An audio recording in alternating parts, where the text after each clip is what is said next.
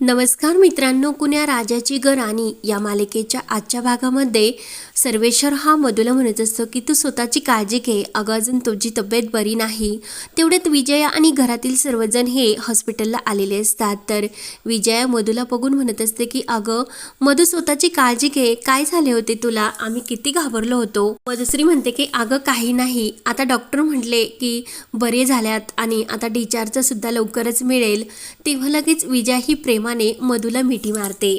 त्यावर विजय म्हणत असते की अगं मधुश्री, तू जेवण करून घे, डब्बा सुद्धा आणला आणि तुझे कपडे सुद्धा तुला चेंज करण्यासाठी घेऊन आलेत. तेव्हा लगेच माया रागाने त्या दोघींकडे बघत असते आणि सर्वेश्वरला विचारते की डॉक्टर काय म्हटले की मृण्मयी शुद्धीवर कधी येणार. तेव्हा सर्वेश्वर म्हणतो की मी डॉक्टरांना आत्ताच विचारले आणि त्यांनी सांगितले की कुठल्याही क्षणी मृण्मयी शुद्धीवर येऊ शकते. तर लगेच माया म्हणते की हो, मृण्मयीला तर शुद्धीवर यायलाच हवं, कारण ती शुद्धीवर आल्याशिवाय मोठ्या रहस्यमयाचा सत्याचा उलगडा होणार नाही की नेमकं कबीर आणि मृण्मयी यांच्यामध्ये काय भांडण झाले होते ते. तेव्हा लगेच माया ही कबीरला म्हणते की कबीर, मृण्मयी शुद्धीवर येण्याची वाट बघायची की तू त्या अगोदर स्वतःहून सांगणार काल मृण्मयी आणि तुझ्यामध्ये नेमकं काय भांडण झाले होते ते. तर माया ही मधुश्री आणि अशोकराव यांना सुद्धा विचारते. तेव्हा सर्वेश्वर म्हणतो की माया, तू परत तेच तसेच वागते आणि तू त्यांना काय विचारतेस ग, वेळ काय काळ काय, तुला काहीच कसे समजत नाही ग. तर मधुश्री म्हणत असते की अहो वहिनी, तुम्हाला मी कालपासून सांगते की आम्ही नाटकाला गेलो होतो, तेव्हा त्यांच्यामध्ये काय घडले याबद्दल आम्हाला खरंच काही माहिती नाही. तर माया म्हणत असते की हो, आणि तुम्ही नाटकाला गेला होतात म्हणून घरी काय ड्रामा घडला याबद्दल तुम्हाला खरंच काही माहिती नसणार. तेव्हा मायाच्या त्या आगाऊ बोलण्यामुळे सर्वेश्वर हा मायाला म्हणतो की माया, कसे आहे, तुला आता सध्या खूप भूक लागली असेल, त्यामुळे तू बाहेर चल, मी तुला काहीतरी खायला घालतो. म्हणून तो मायाला बाहेर घेऊन जातो. तेव्हा अशोकदादा म्हणतात की मधुश्री, तू माया वहिनींच्या बोलण्याचं इतकं टेन्शन घेऊ नको, त्यांना कुठे काय बोलायचे असते ते काहीच समजत नाही. तेव्हा विजया सुद्धा म्हणते की हो, काय बाई आहे, कुठे काय बोलावे, वेळ काय, प्रसंग काय, काहीच याचं तिला भान नसते. त्यावर विजय ही मधुश्रीला म्हणते की तुझे कपडे आणले, तू तोपर्यंत चेंज करून घे आणि भाऊजी आपण चला डॉक्टरांना विचारूयात की मधुच्या औषध पाणी आणि तिच्या सर्व पथ्य पाण्याचं. त्यानंतर विजय आणि अशोकदादा तर बाहेर जातात, तर कबीर सुद्धा बाहेर जायला निघतो. तर मधु ही कबीरला म्हणते की कबीर, तू थांब आणि मला तुझ्याशी काहीतरी बोलायचे. तर कबीर घाबरतो आणि गुंजा सुद्धा तेथेच असते. तर मधु ही गुंजाला म्हणते की गुंजा, तू थोडा वेळ बाहेर जाशील का, मला कबीर बरोबर एकांतात बोलायचे. तेव्हा गुंजा लगेच बाहेर निघून जाते. तेव्हा मधु ही कबीरला विचारते की नक्की काय घडले, तू माझ्यापासून काहीतरी लपवतोस ना. तेव्हा कबीर घाबरलेला असतो आणि मी तुझ्यापासून काहीच लपवत नाही असे तो मधुला म्हणतो. तेव्हा मधु म्हणते की कबीर, तुला चांगलीच माहिती आहे की मी कशाबद्दल बोलते, गुंजा आणि तुझ्याबद्दल मी तुला विचारते. तर कबीरला धक्का बसतो आणि इकडे गुंजाला सुद्धा खूप असे टेन्शन येत असते. आणि देव डोंगरोबा तूच वाचवता, काल नक्की जे काही घडले त्याबद्दलच आता आई यांना साहेबांना विचारत असतील आणि साहेबांना तर काहीच सांगितले नाही पाहिजे याचा विचार करत असते. त्यानंतर इकडे मधुश्री ही कबीरला विचारत असते, इतक्या दिवस मी तुला ओळखले नाही असे नाही, पण मी सर्वेश्वर दादाची बहीण आहे आणि मृण्मयीची होणारी सासू, त्यामुळे त्यांच्या प्रश्नाला काय उत्तर द्यायचे याला मी बांधेल आहे, त्यामुळे जे काही घडले ते मला सांगून टाक. कबीर म्हणतो की आई, तुझ्या प्रत्येक प्रश्नाचे उत्तर देतो मी, तुला जे विचारायचे ते विचार. तेव्हा लगेच मधुश्री विचारत असते की कबीर, काल तुझ्या आणि मृण्मयीच्या पर्सनल डेट अरेंज केली होती, आम्ही कोणीही घरात नसताना गुंजा तेथे काय करत होतीस, नेमकं तेथे काय घडले. तेव्हा कबीर हा घाबरत असतो आणि खास असे सांगण्यासारखे काहीच नाही असे उत्तर तो मधुश्रीला देतो. तेव्हा मधुश्री म्हणते, कबीर तू वेगळे बोलतो आणि तुझे डोळे वेगळेच काहीतरी सांगतात. तुझं आणि मृण्मयीचं नातं जेव्हा पहिल्यासारखं होतं तसं आता ते नातं घट्ट पहिल्यासारखं नाही, नक्की तू माझ्यापासून काहीतरी लपवतोस.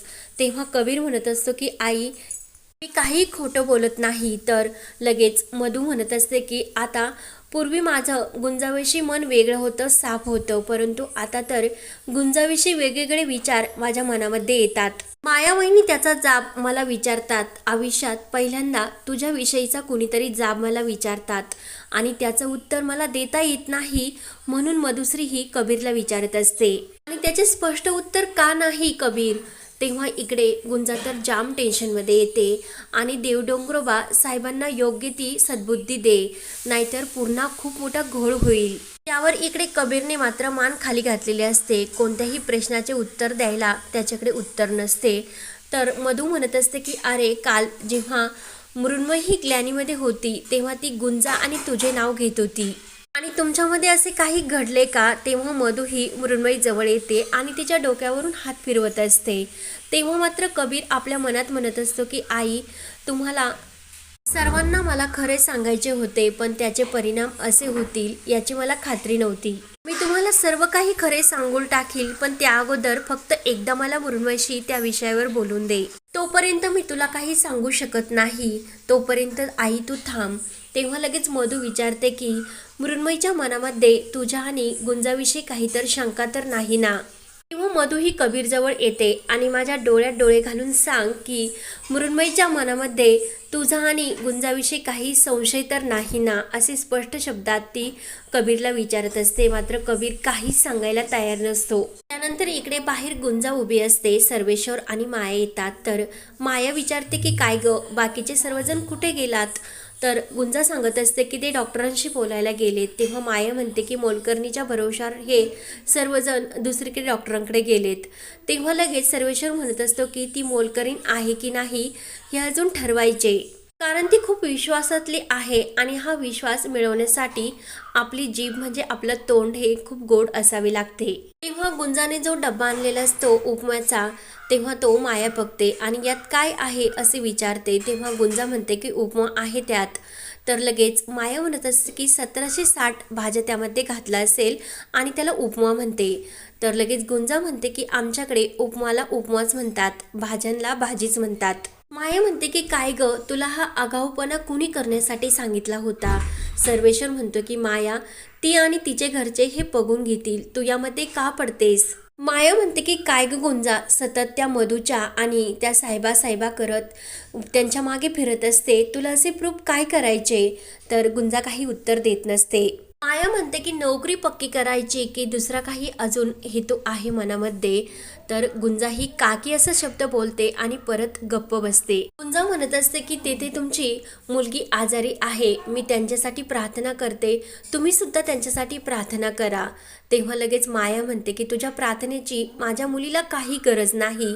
तेव्हा सर्वेश्वर म्हणतो तिने आपल्या मृण्मयीसाठी रक्त दिले, हे लक्षात ठेव, विसरू नकोस. माया म्हणते की मृण्मयीला शुद्धीवर यायलाच हवे, त्याशिवाय मला माझ्या प्रश्नाची उत्तर नाही मिळणार. त्यानंतर इकडे कबीरच्या हाताला मधुश्रीने धरलेले असते आणि मृण्मयी जवळ ती कबीरला घेऊन येते आणि पग हिची अवस्था आणि ती तुझ्यावर किती प्रेम करते. मला एक गोष्ट सांग, आमच्या लग्नाच्या वाढदिवसाच्या दिवशी आपण एक गेम खेळलो होतो आणि त्या गेममध्ये तुझ्या नावाने गुंजा ही नवरोबा अशी म्हटली होती आणि मग त्या नावामुळे मृण्मयी आपल्या मनामध्ये काही संशय करून बसली की काय. आणि त्या दिवशी गुंजाने क्लासमध्ये तिचे लग्न झाल्याचे सांगितले, त्यावरून काही हे मृण्मयीने संशय घेतला की काय नेमकं झाले तरी काय. अरे दादा काही बोलत नाही, पण दादाची अवस्था बघ, त्याचा विचार कर. अरे दादाने आपल्यासाठी किती मदत केली, आपलं घर उभं करण्यासाठी त्याने पैसा दिला, रात्रंदिवस तो आपल्यासाठी पळाला, त्याच्यामुळे आज आपण हे दिवस बघतो. आपल्या घरात ही कर्जवाल्यांची लाईन लागायची तेव्हा सर्वेश्वर दादाने माया वहिनीबरोबर भांडून आपल्याला खूप मोठी मदत केली. हे सर्व कबीर तू विसरलात का. कबीर म्हणतो की नाही, प्रत्येक गोष्ट माझ्या लक्षात आहे की सर्वेश्वर मामांचे आपल्यावर खूप उपकार आहे. मधू म्हणते की अरे तुझ्या शिक्षणाला हातभार देऊन त्याने आपली परिस्थिती निभावली, मग अशा आपल्याला मदतीसाठी धावून येणाऱ्या माणसाच्या डोळ्यामध्ये आपल्यामुळे, माझ्यामुळे आणि माझ्या मुलामुळे डोळ्यात जर पाणी येणार असेल, या सर्वाला काय अर्थ आहे. उपकाराची ही अशी परतफेड का. तुझ्या प्रेमासाठी ह्या मृण्मयीने स्वतःची काय अवस्था करून घेतली हे तुला दिसत नाही का रे कबीर. तेव्हा मधू ही कबीरकडून एक शपथ घेते की तू हे नातं कधीही तुटून देणार नाही. त्यासाठी तुला त्याची कोणतीही किंमत मोजावी लागली तरी तू कबूल हो आणि तशी मला शपथ दे. कबीर काही उत्तर देत नसतो. त्यानंतर इकडे गुंजाही गणपती बाप्पांसमोर येते, हात जोडून म्हणत असते की जे झाले ते माझ्यामुळे झाले, त्याची शिक्षा मृण्मयी ताईंना का देतो, त्यांची काही चूक नाही आणि माझा साहेबा खरंच खूप देव माणूस आहे आणि तो कायम नेहमी सत्याच्या बाजूने उभा राहणारा.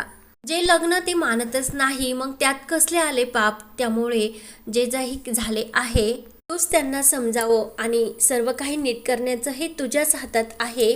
म्हणून गुंजा खूप रडत देवाला प्रार्थना करत असते आणि मृण्मयी ताईला लवकर शुद्धीवर येऊन दे असं ती देवाला प्रार्थना सुद्धा करत असते. त्यानंतर इकडे कबीर हा मृण्मयी जवळच असतो आणि मृण्मयीला शुद्ध येते. तर कबीरला खूप आनंद झालेला असतो. तेव्हा मात्र मृण्मयीला सर्व ते परत क्षण आठवतात आणि ते सर्व क्षण आठवल्यानंतर मृण्मयीला त्रास होतो आणि ती कबीरला म्हणत असते की कबीर तू प्लीज येथून माझ्या डोळ्यासमोरून निघून जा. मृण्मयी म्हणते की आपल्यामध्ये जे काही झाले त्याचे स्पष्टीकरण मला घरच्यांसोबत नाही द्यायचे, त्यामुळे तू प्लीज येथून निघून जा. मृण्मयी म्हणत असते की काही अनर्थ होण्या अगोदर आणि माझे कंट्रोल सुटण्या अगोदर तू प्लीज येथून निघून जा, मी तुला नाही सहन करू शकत माझ्यासमोर. तेव्हा मात्र कबीर हा अलगद पायांनी जायला निघतो आणि त्याच वेळेस त्याला मधूचे बोलणे आठवत असते. तेव्हा कबीर पुन्हा मृण्मयी जवळ येतो. तिचा हात धरून तो म्हणत असतो की मृण्मयी एकदा तरी प्लीज माझे ऐकून घे. तेव्हा लगेच मृण्मयी म्हणत असते की तू मृण्मयी म्हणण्याचा अधिकार गमावला आणि ती आपला हात बाजूला काढून घेते. तो अधिकार तू गमावला. तेव्हा मात्र कबीरला पुन्हा मधुश्रीचे बोलणे आठवते. मृण्मयी म्हणत असते की वेळ निघून गेली, कबीर प्लीज तू इथून निघून जा. आणि त्याच वेळीस कबीरला गुंजाचे सुद्धा बोलणे आठवते की हे जर तुम्ही सर्वांना सांगितले तर 2 घरं हे जळून खाक होतील, त्यामुळे हे सत्य तुम्हाला मनामध्ये दाबूनच ठेवावे लागेल. तर कबीरला आता काय करावे काहीच समजत नाही, त्याची भयानक अवस्था झालेली असते. तर हा भाग येथे संपतो. पुढील भागामध्ये कबीर म्हणतो की तुझ्या या अवस्थेला मृण्मयी मी जबाबदार आहे, माझं जे बोलायचे होते ते मी बोललो, तुला आता यापुढे काय निर्णय घ्यायचा तो घेऊ शकते. तर मृण्मयी म्हणते की मला त्यासाठी काही वेळ हवा. त्यानंतर कबीर हा गुंजावर चिडतो, तुझ्या मनासारखं झालं असेल ना, आता होईल सर्व हे आणि हे सर्व तुझ्यामुळेच घडले. तेव्हा लगेच गुंजा म्हणत असते की साहेबा मी नाही, आपल्या नशिबाने आपल्यावर ही वेळ आणली. तर कबीर गुंजाकडे बघत असतो. तर आता पुढे काय होणार हे पाहण्यासाठी चॅनलला नक्की सबस्क्राईब करत राहा. धन्यवाद.